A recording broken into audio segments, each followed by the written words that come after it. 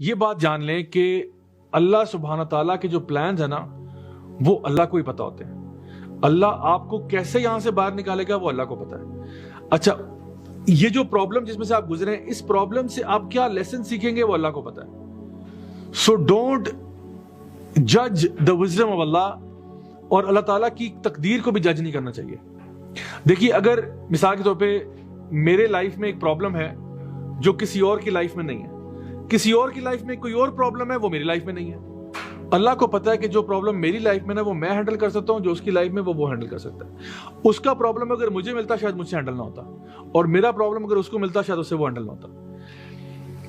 میں اکثر اوقات یہاں پہ اسلام آباد سے قریب ہی نا ایک زمانے میں یہاں پہ ایک کچی بستی ہوا کرتی تھی. وہاں پہ بہت ہی بیچارے جو غریب غربا رہا کرتے تھے وہ انہوں نے لینڈ آکوپائی کیا ہوا تھا، پھر وہاں سے ان کو نکالا، ریلوکیٹ کیا کہیں.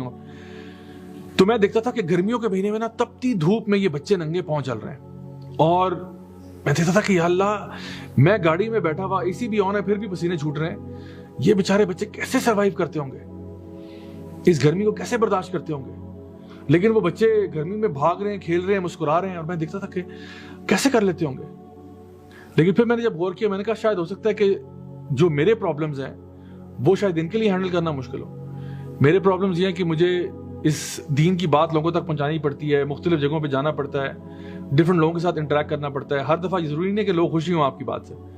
کئی دفعہ لوگ جو ہیں جو تھوڑا سا اسلام سے اتنی رغبت ان کی نہیں ہوتی ہے، یا وہ اسلام کو ہولسٹکلی اپلائی نہیں کرنا چاہتے، وہ آپ سے بحث شروع کر دیتے ہیں، آپ سے الجھ پڑتے ہیں، طرح طرح کی باتیں کہتے ہیں، آپ کو برا بھلا بھی کہتے ہیں، تو بہت ساری چیزیں ہوتی ہیں. اسی طرح سے آپ نے اپنی فیملی کو مینٹین کرنا ہوتا ہے، آپ نے اپنے آفس کو دیکھنا ہوتا ہے، آپ کے ہزاروں ڈفرنٹ کام ہوتے ہیں جو کرنے والے ہوتے ہیں، اور آپ کو پتا ہے کہ چلو میرے پہ جو چیز آئی بھی میں کر لوں گا ہینڈل. آپ کے فیملی کے ایشوز ہو سکتے ہیں، you're dealing with your own problems.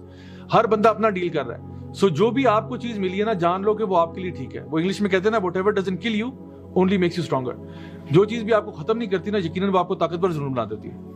تو ہمیں کم از کم یہ بات جو ہے دل میں بٹھا لینی چاہیے کہ جو مصیبت میرے پہ آئی ہے نا یہ میرے فائدے کے لیے ہے، اس میں کوئی نہ کوئی خیر کا پہلو ضرور ضرور ضرور نکلے گا. مجھے ابھی سمجھ میں نہیں آ رہا لیکن سمجھ آ جائے گا، یقیناً سمجھ میں آ جائے گا.